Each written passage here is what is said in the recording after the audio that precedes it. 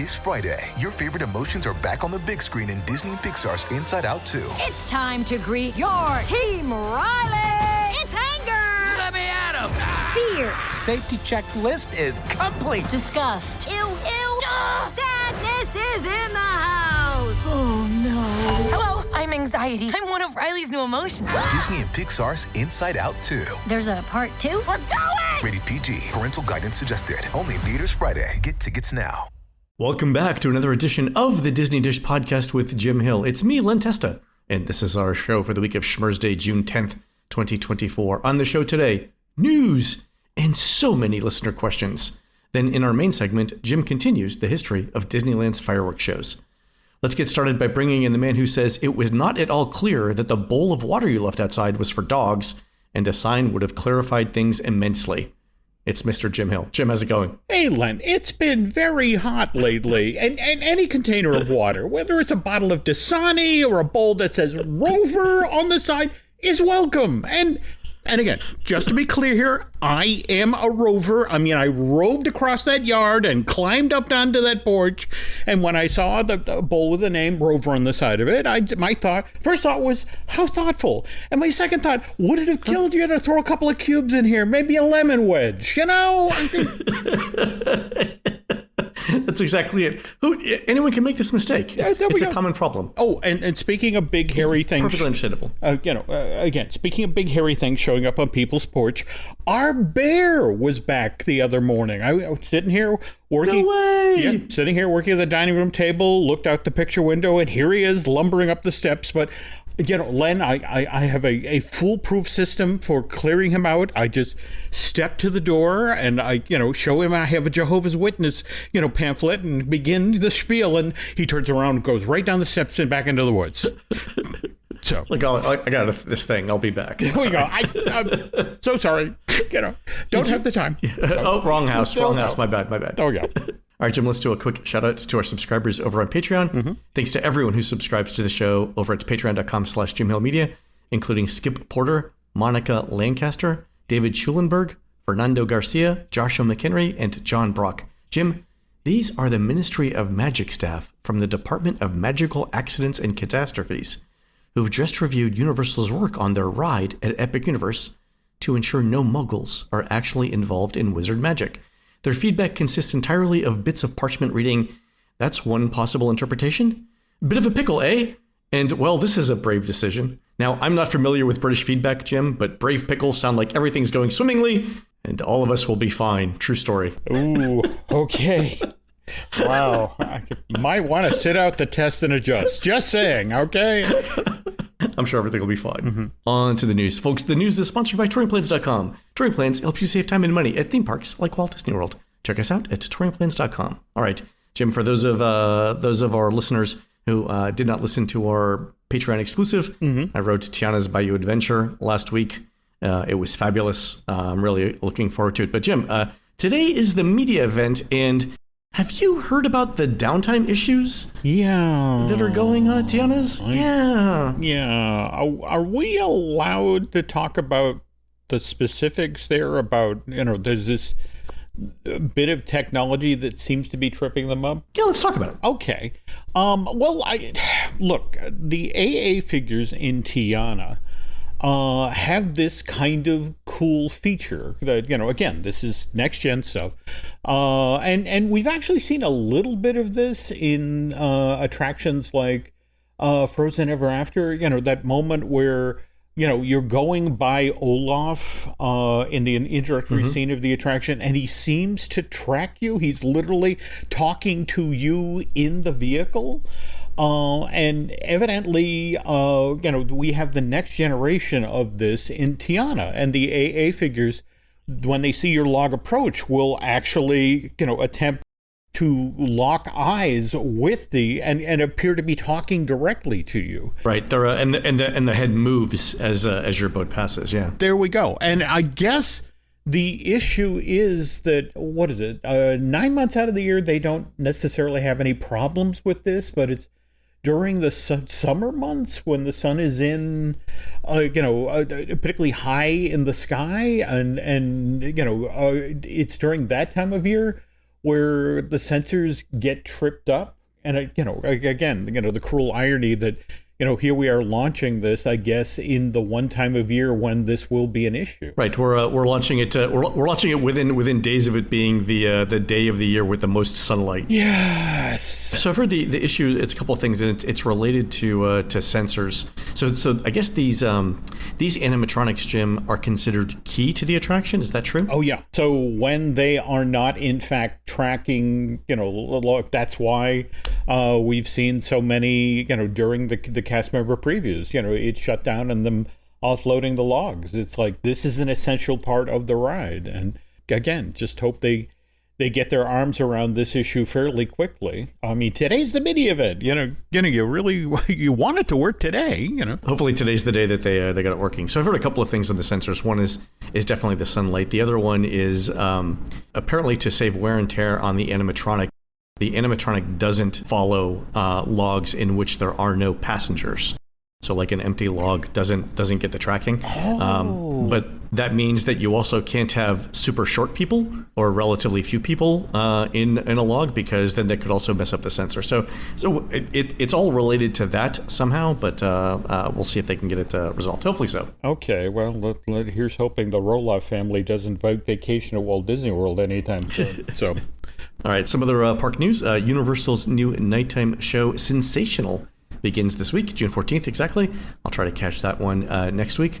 It's got highlights and clips from Harry Potter movies, Jurassic World, Jaws, Shrek, Ghostbusters, The Mummy, and more. Jim, is there another Mummy movie in the works? Is that what I read on my Brendan Fraser fan page? What's interesting is just lately there's been, obviously with the revival of Mr. Fraser's career, there's been a certain amount of love thrown toward the Stephen Sommers films. And it's been kind of interesting. I guess that there have been some conversations about if we were to do another one of these, and if it were, in fact, should we bring Brendan back, and how do we do that? So, one might be coming over the horizon. We'll have to wait and see. That's fantastic. Also, Universal's new daytime parade, Universal Mega Movie Parade, opens July 3rd. And Jim, I think the highlight here is that it's going to feature a 16-foot tall Stay Puft Marshmallow Man. Woof.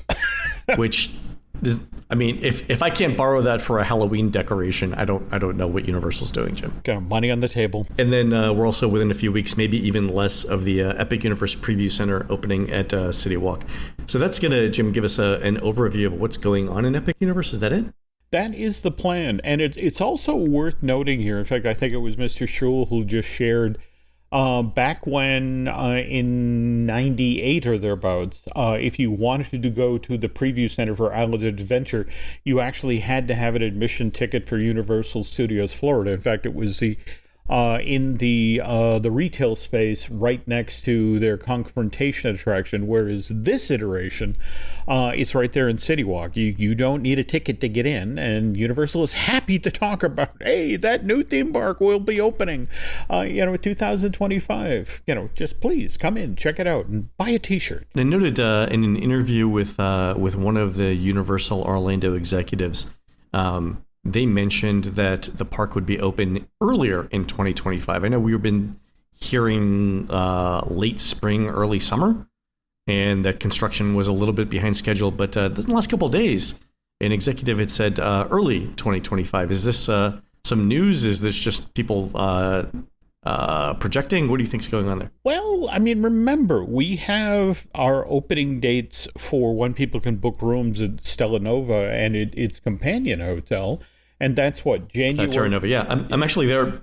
I'm there opening night for both of them, yeah. Well, there you go. And just the notion is that those two are opening respectively, late January, early February. And, folks who were reading the tea leaves were like, okay, so that potentially means, cast member previews late February and potentially park itself opening sometime in March. So early, I mean, when they've officially begun walking out the early, 2025 timeline, people should maybe be ready for a March debut. I know that the ticketing system is supposed to be ready in the second half of the year, so that's going to be able to tell us what the ticket options are for the park. But again, I'm guessing it's they're gonna need some sort of reservation or priority system to get in, and it's gonna be based on what hotel you're staying at. And speaking of people being kind of vague, yeah, Disney's announced the return of Jollywood Nights, but select nights in November. No dates, no prices,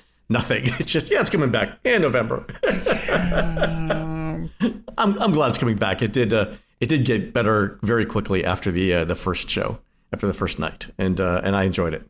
Yeah, for me, it's worth the price of admission just for the Nightmare Before Christmas sing along. I mean, they did an amazing job transforming the Frozen Theater in that short window of time to a really, really fun Tim Burton-esque show. Also, Disney has released a tentative opening date and concept art for the Island Tower rooms at the new Poly DVC. So the opening date is now December 17th, 2024. And Jim, I've included in the show notes the sample room views that Disney has. What do you make of these? I would say it's a lot of beige. It is a lot of beige. And what is your pet name for this resort again? The Holiday Inn? Holiday Inn, yeah. This isn't necessarily making it that easy to step away. I mean, I'm sure they're nice enough. And again, the sample view, out across the way toward the Magic Kingdom, with Space Mountain in the background. That's great, right. But not exactly. Making me need to buy a DVC right now. So, what about you? The view looks spectacular. The sample images that you can see through the sliding glass doors of the room really look spectacular. A nice view over Seven Seas Lagoon and into Tomorrowland. The thing that strikes me on this is it continues Disney's recent architectural theme of going with generic rooms. Like if you took out the pictures in the room and you changed out the light fixtures, this could be the Riviera, this could be Beach Club, it could be Yacht Club, right? There's no distinctive architecture like you see at Animal Kingdom Lodge or Wilderness Lodge, and maybe people like that, but maybe Disney is just going, let's play it safe, and rather than go with something that is heavily themed, which might put off 20% of our guests. Let's just go with the generic hotel room in which everyone is at least satisfied, if not happy. So they're playing towards the middle. Yeah, I mean, I think you may be onto something there. And more to the point, if you think about the most recent DVC additions, whether it's the Riviera with, it's you step out the door and there's the Skyliner, or for that matter with, the Island Tower here. I mean, again, that view of, Seven Seas Lagoon and the park across the way. I mean, what else? It could be a cot and, a cardboard end table. It's like, look where I am. Look, I mean, you're paying for location. The thing that I don't understand is this, right? This building sits between the original Poly Village and the Grand Floridian, right? It's not like it's ever going to be another kind of hotel. It has to be Polynesian, right? It's not like they're going to throw in, the Persian resort or whatever right here just because of its location. So if it's always going to be Polynesian, why not just buy into the theme and just commit to it like you did at the old Poly buildings? Like it's you're never going to change the theme. It's always going to be the Poly. Why not commit? I don't get it. Yeah. I mean, again, this is the modern Walt Disney Company, Len. It's just sort of, we're playing it safe is the new corporate mantra. So it's like exactly. Single. So that's fine. All right, Jim, on to listener emails, which we have a ton of this week. So a whole bunch of you had suggestions after we read Universal's survey last week, asking about musical acts for Halloween Horror Nights. Andy suggested the Finnish heavy metal band Lordi. There were lots of suggestions for Ozzy and Black Sabbath. And of course, everyone said Rob Zombie. So that was those were all great suggestions. The funny thing is like everyone who suggested Ozzy Osbourne also said, but then you'd have to deal with Sharon. So I'm not sure if this is even possible, which is kind of funny.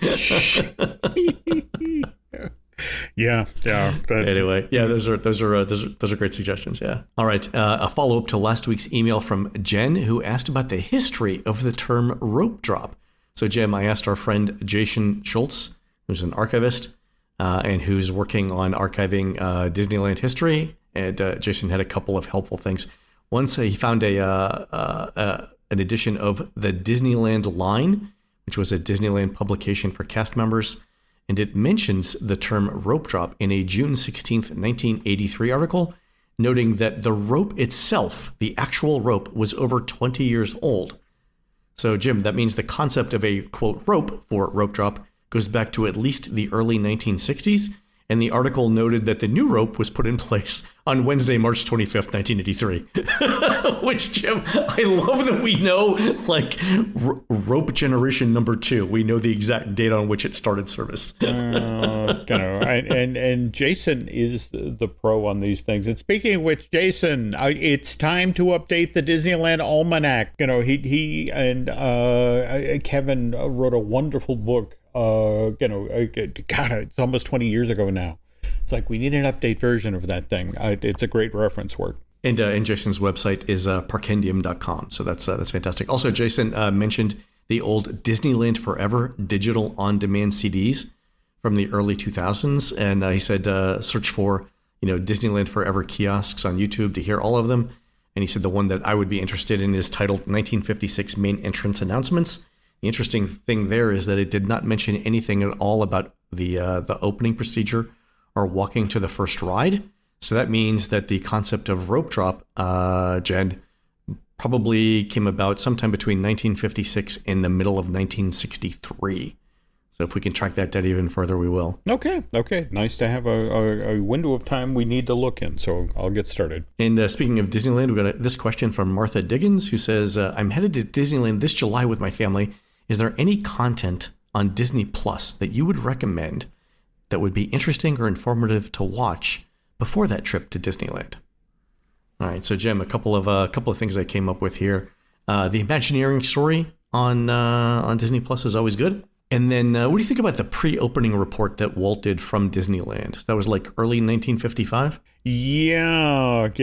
Those are fascinating because you get things like, for example, you get to do an early trip down, the route of the Jungle Cruise. Only, it's from on the roof of a station wagon, isn't it? I mean, they're rolling down the river. Yeah, they converted the station wagon to be like a mobile film facility or something. Yeah, it's like, okay, make a left at the abandoned, ruin up there, so. No, those are always great fun because, again, this is still Disneyland rising up out of the ground. Well, so there's that whole Behind the Attraction series, but I don't want to overwhelm Martha, so I got a couple here. Let me know what you think. So I've got Jungle Cruise, which is season 1, episode 1, kind of the thing I would lead with as well. Also, Haunted Mansion is season 1, episode 2, so just keep hitting play. The Disneyland Hotel, I think, is interesting. Season 1, episode 7. And then season 2, episode 1 is Pirates of the Caribbean. And I think those are 4 good ones to start with. No, that's a nice bit of reference you threw out there. Also on YouTube, our friend Kevin over at Defunctland has The History of Tomorrowland 1955, which we've recently talked about, Jim, but just to add visuals to our commentary would be a hoot. Also, staying in our Disneyland vein, Catherine Denicky has this question. She says, this August, we're visiting Disneyland for the first time in 10 years. I know the left side of the park is going to be significantly shut down in July for Tiana-related construction. Do you have any insights as to whether it'll be open by the third week of August, so August 19th to the 22nd? If you were betting, would you put money on it being open or not? And do you think parts would open up before Tiana? So I definitely think Haunted Mansion will have reopened by late August because they need the capacity. And Jim, it's also supposed to be in its Nightmare Before Christmas overlay, right? No, that's it exactly. They are, especially after a year of being down, they remember one of the other components of the new version of Mansion that's coming on board is the carriage house where Leota supposedly lives, which is the new retail establishment. So, yeah. Yeah, they're anxious to get this reopened. Yeah, I think that'll be open. I'm not sure about things like Hungry Bear or the restaurants that are behind that, but hopefully so. But yeah, I think you'll definitely start to see stuff reopen by that week of August. But Jim, what are we thinking of for Tiana's in Disneyland? Is it still later in the year? Oh, gotta be. And also, want to remind folks that, yes, we had the official Disney preview video, ride through of Tiana's Bayou Adventure for Walt Disney World, but there was commonality between those two attractions, but they were also very different animals. So don't assume. Oh, interesting. If you've seen the Florida version, that you've seen everything that will be in the Anaheim version. Just putting that out there. Right.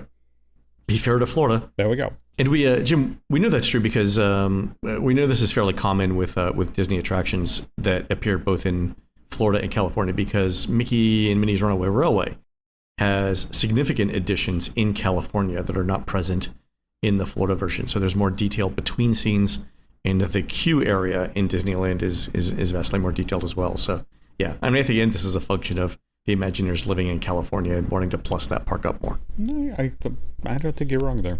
So all right, next email is from Brian from DCL Duo, who writes in with this: that someone was trying to convince me that Splash Mountain was the most popular ride at the Magic Kingdom based on its throughputs and wait times. I'm curious, how would you go about determining the most popular attraction at the park? And do you think Splash Mountain would have come out on top? Don't get me wrong, I'm guessing it hit in the top 10, but most popular seems like a stretch, and that strikes me as a fairly complex question. Would love your thoughts.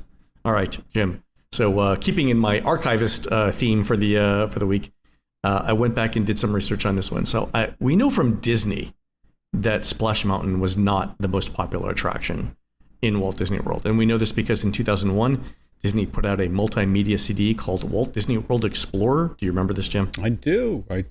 God, this is like one of those times when I just loved having a computer. So this was an interactive map of Walt Disney World with tons of short audio clips about the attractions. So you could click on a park and then click on a land and hear stuff about the land, or you could see really short, super tiny videos about attractions, in all of its 640 by 280 glory or whatever.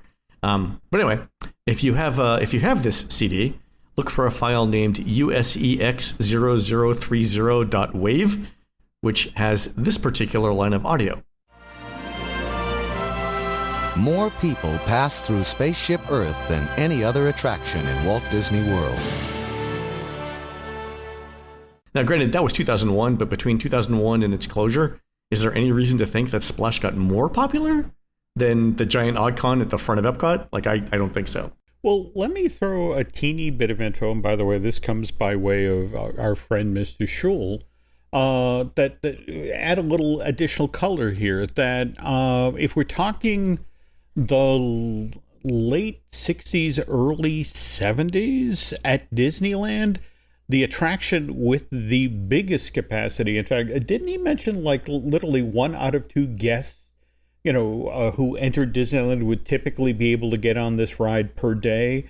That was the Carousel of Progress, because it had a 4,000 person an hour, 4,000 people, capacity. Yeah, just massive capacity. Yeah, but the irony of this whole situation is that Dick Nudis evidently hated this ride because basically, if the father figure went down, and again, remember, there's 4 different scenes, 4 different fathers, and if that figure went down in any one of those scenes, you had to close the attraction for the day. Because, and that's 4,000 people an hour that now need to go do something else. That's it, exactly. And so, in a weird sort of way, that actually colored the decision about, let's shut that down. And in fact, let's take all those American Sing figures and find a place to put them, like, hey, in a flume ride.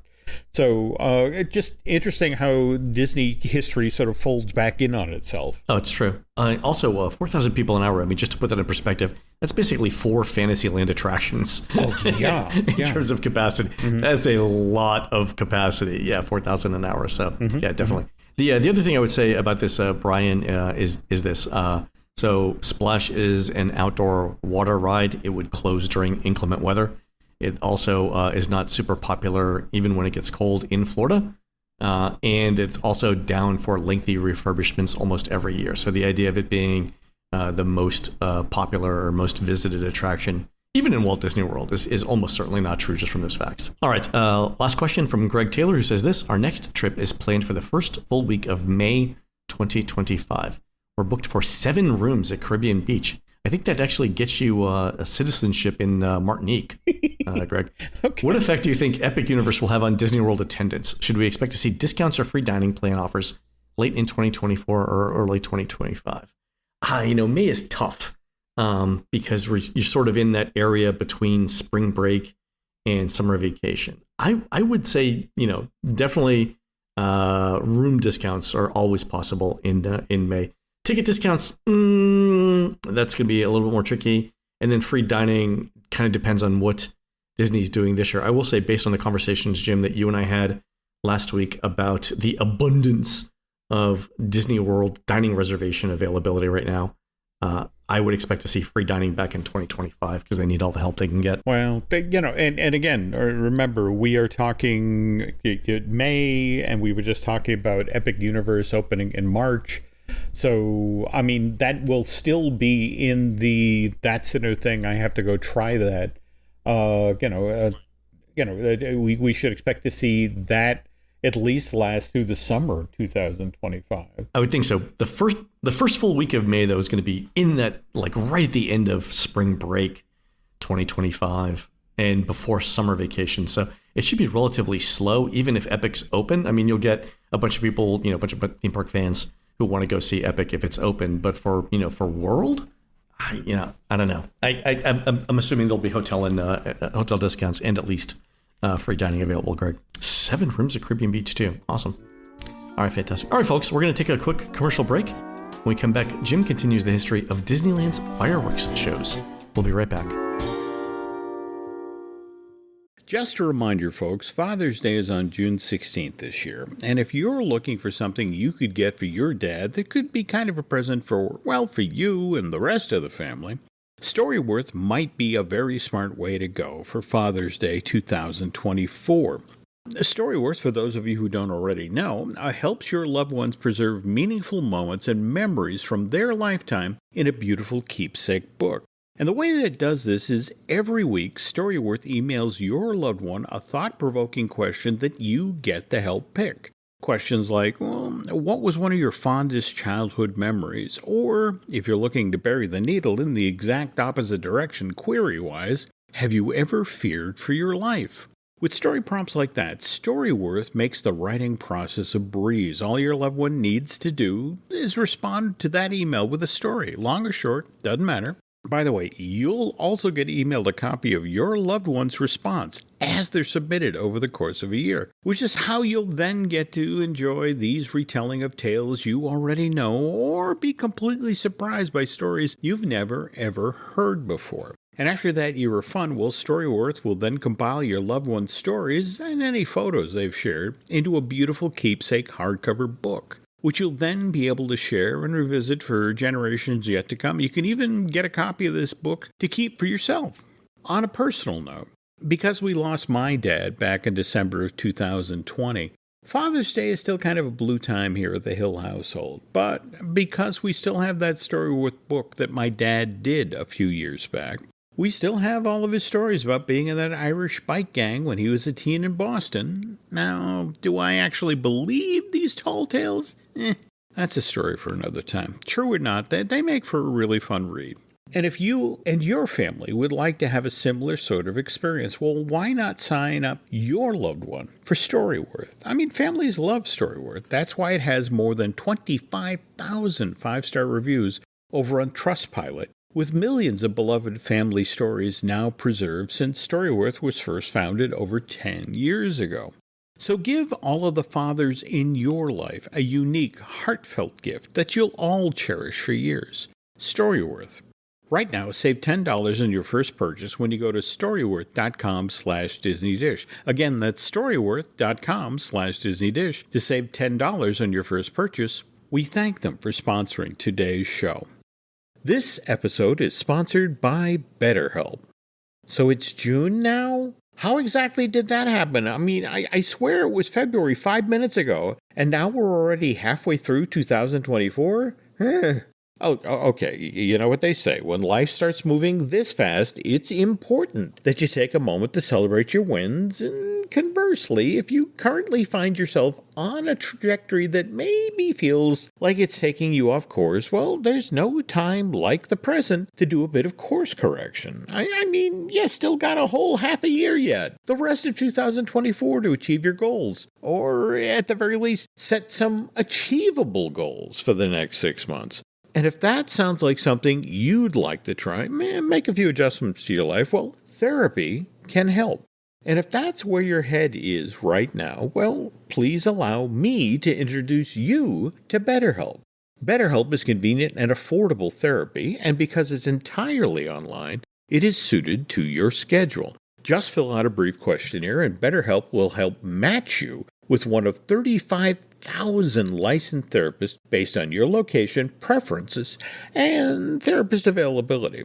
More to the point, if you two don't click for some reason, you can switch therapists at any time, no questions asked.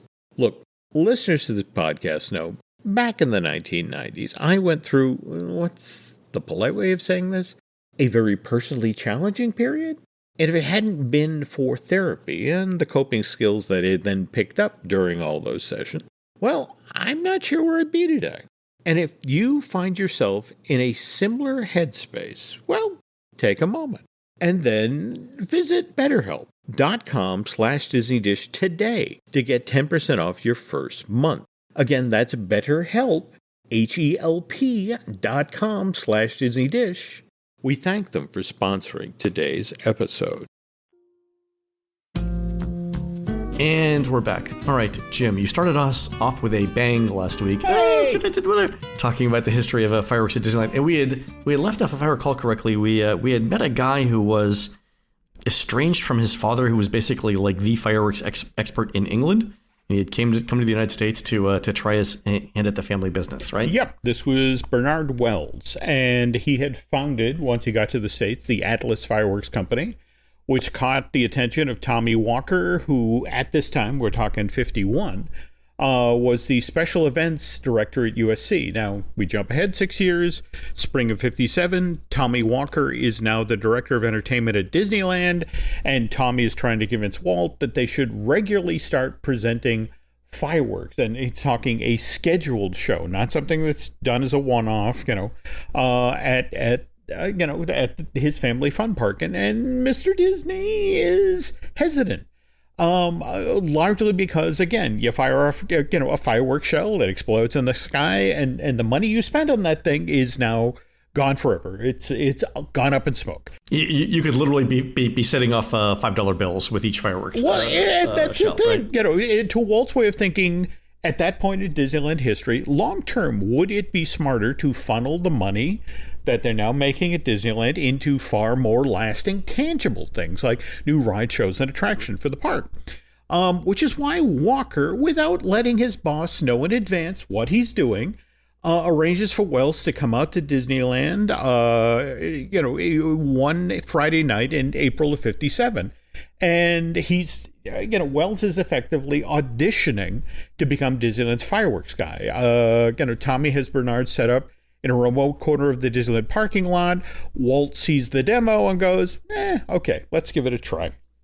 And with that, fireworks displays at Disneyland Park are born. But again, you have to remember, Len, this is Disneyland of the mid to late 1950s, a place where Walt Disney Productions doesn't necessarily own, or if we're being truthful here, actually have complete control over that park's operation. I mean, for example, most of the shops along Main Street USA are third-party lessees. Likewise, most of the fast food, quick service locations within the park are run by ABC Paramount, which is a subdivision of the American Broadcasting Corporation. But this is the thing. It took... remember, Walt, through C.V. Wood, made lots of deals that it took, I want to say it was starting in 61. They finally were able to start buying people out and sort of wrestle control back of the park. But again, a lot of the way Disneyland operated in the mid to late 50s was stuff that had been set up on the fly. I mean, for example, it's a few days after the park opens in the summer '55 when they realize, we're going to need a security team, somebody to patrol. Really? They hadn't thought of security ahead of time. Well, Okay. again, there was the security that had in place when it was a construction site, but then, all right, it's open now. And it's like, oh yeah, what are we doing on a day-to-day operation here? So somebody just says, well, let's make a call to Camp Pendleton. And that's the Marine base. That's 50 miles. The Marines, exactly. Well, but the interesting thing is it was actually an ingenious thing to do. They put out word to off-duty Marines that if they were looking to make good money, with a second gig, busy being on the Disneyland security team. And then when you threw in the offer of free passes for friends and families, Marines actually fought to get this gig. And so, and now the upside of doing this, Len, is you'd go to Disneyland and it's like, wow, look at all these young, fit guys who are on the Disneyland security team. Boy, that Walt Disney, he runs a Hollywood quality show. And it's like, no. But again, this came at a far lower price point than if, for example, they signed a long-term contract with a professional security company. And this, of course, would change years later. But what Disney did with its security needs was kind of the template for what Disneyland eventually did with its fireworks displays. So, all right, circle back. It's a handshake deal between Bernard Wells and Walt Disney. The Atlas Fireworks Company, which, by the way, soon renamed California Fireworks, will now be the outfit that stages fireworks displays over Disneyland on Friday and Saturday nights as part of that theme park's new Date Night at Disneyland promotion, which, again, remember, only initially supposed to run, starting in June '57 and then run through the summer. So at this point, Len, the thinking is short-lived enterprise. And so again, Walt has said yes, but he's not necessarily willing to spend a lot of money on, the park's fireworks program. Certainly not enough to justify Bernard Wells, who again is this, this guy, this impresario who stages giant fireworks shows around the country, to drive down to Anaheim 2 nights a week to then personally set off the rockets. So that's why Wells recruits young Harold Aronson, who during the day, Len, is an employee of Pacific Bell. Aronson's an amateur fireworks enthusiast that Wells has had some dealings with. I think the phrase you're looking for here, Jim, instead of amateur fireworks enthusiast, is pyromaniac. but do your thing. Go ahead. Sorry. Okay. Is that the polite way of saying that? Okay, go ahead. But the crucial to state here that Bernard likes and trusts this 27-year-old. So he turns to Harold, whose nickname is Mickey, by the way, and says, "Yeah, you want to do something fun this summer?" And so, and so this whole thing starts off as a part-time job for Mickey Aronson. So every Friday after he finishes working at a Pacific Bell, Aronson first has to drive over to California Fireworks headquarters, load up his truck with 2 days worth of shells. Then he drives down to Disneyland and quickly loads half of those shells into the launch tubes that, again, had been set up temporarily backstage. I'm just imagining all of the safety processes, Jim, that didn't happen when this guy named Harold loads up his truck with 2 days worth of fireworks shells. Like, you think there was some supervision there? Or you think he was just like piling him in the back of the Plymouth and be like, you know what, everything here's going to be fine? Yeah, I mean, Len, you are not wrong. And also, I want to stress here, remember that line from the Date Night at Disneyland song I shared last week? To the effect of, the skies light up at 9 each night. Well, it's like, I got to talk with Mickey once years later. I mean, he spent 50 years at Disney doing their fireworks, and he talked about those early days of Disneyland's fireworks program, where he talked about how nervous he'd be when he got caught in traffic on his drive down to Anaheim, where it's like, oh man, am I going to have enough time to actually load the show up before I have to start setting things up? And because again, remember, this is all being done by hand. And I mean, literally one guy, with Aronson with a lit railroad flare running from tube to tube and lighting exposed wicks. And all with the hope that, there's this pre-recorded soundtrack that is now being blasted through speakers in the park. This totally slapped together show. It's like he's running around, geez, I hope this looks like, looks like something a professional entertainment company would offer to its paying customers. And oh, I forgot. So he's got to run around, and he's got to know, like, how long does this fuse take to burn? So, because if he's got a musical cue to hit, 15 seconds from now, he's got to know that this fuse is 5 seconds. It's going to take, a second and a half to get to height, which means, and then it's going to take another half second for the charge to detonate, which means I need to light this thing 7 seconds before this cue.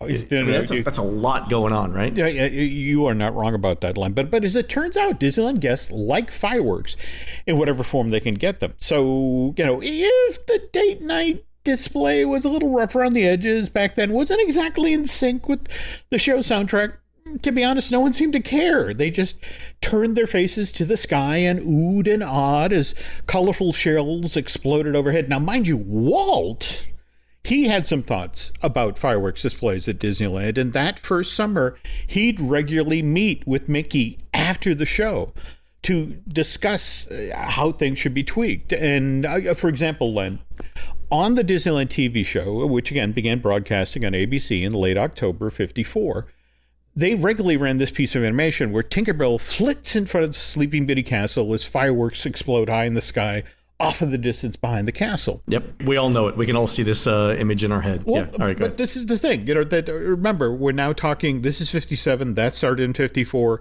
Walt reportedly turned to Mickey at one point, during that very first summer when Disneyland, it started to have fireworks, and said, people who watch the TV show each week are going to expect to see that image when they come to the park. So how do we make Disneyland's fireworks display look like the one that they see on television? And so pulling that off took a lot of trial and error that first summer. I mean, Aronson kept moving the location of the lawn-side backside stage, adjusting the height of the tubes. And Walt, I love this part of the story. Walt would drive down again from Burbank on a Friday night, and he'd wait till just before the fireworks display was going to happen, and they'd lower the lights, and he'd run downstairs and step out into the crowd, out of the family apartment, and stand there in the plaza at the end of Main Street, and then watch how the show went, and also gauge the reaction of the guests around him to individual shells. And then, after that, Mickey would then, put everything away for the night, drive back around to the firehouse, and he'd go upstairs into Walt's apartment, and they'd then go over the show. And so by Labor Day of summer 57, they had finally fine-tuned the show to the point where Walt was happy. More to the point, by this point, Walt has joined Mickey, and he is also a pyromaniac. So it's like, so from here on in, when the Walt Disney production opened so much as an envelope, the company's founders like, get Mickey. Okay, I want the ceremony to end up with a big bang, and so that, which is, when, for example, Walt, with Tommy Walker's help, of course, when he handled the opening and closing ceremonies of the 1960 Winter Olympics up in Squaw Valley, Mickey Aronson was a vital part of that team who, for those events, he shot off both daytime and nighttime fireworks. And but again, what's especially interesting about this, Len, is even while he's taking on these big outside projects, for Disney, Mickey's still a Pacific Bell employee, because Oh, geez. Okay. Fireworks is still just a seasonal thing at Disneyland. I mean, presented on the weekends over the summer, and then, the Christmas week when the place is packed with tourists and locals.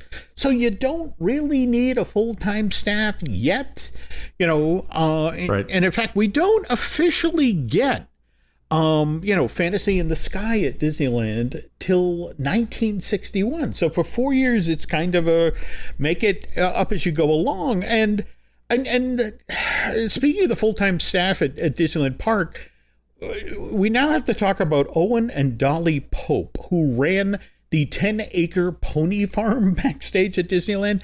Got to tell you, Len, not necessarily fans of the fireworks display, I wonder why, Jim. I wonder why. I mean, interesting thing, not just because the noise frightened the horses. Actually, they began every day after a fireworks display, the crack of dawn, they're up out in the corrals. They're checking the feed trays. They're checking the water for the horses, because spent shells would have fallen out of the sky, and again, they're fired off backstage. So this is the impact area. And it was the notion of, this stuff, if the horses eat the paper, if the... Oh, right, because the paper's coated with stuff, yeah. Yeah, they could get sick. And that's the part of fireworks that people sometimes forget about, that, these things look pretty when they explode overhead, but in order for these things to reach that height and explode in just the right shape and just the right colors, there's a pretty impressive combination of lethal chemicals interacting there, and things that over time and with prolonged exposure can have a negative impact on animals and humans, which really started to be a genuine concern as 1960 gave way to 1970, and as those walnut and orange groves that had previously bordered Disneyland to its west and north were replaced by a housing subdivision filled with people who also weren't necessarily fireworks fans. Okay, so how did Disneyland deal with these folks and their concerns when it came to all of those chemicals that came raining down out of the sky after each night's fireworks display? That part of the story we'll get to in the next installment of this series.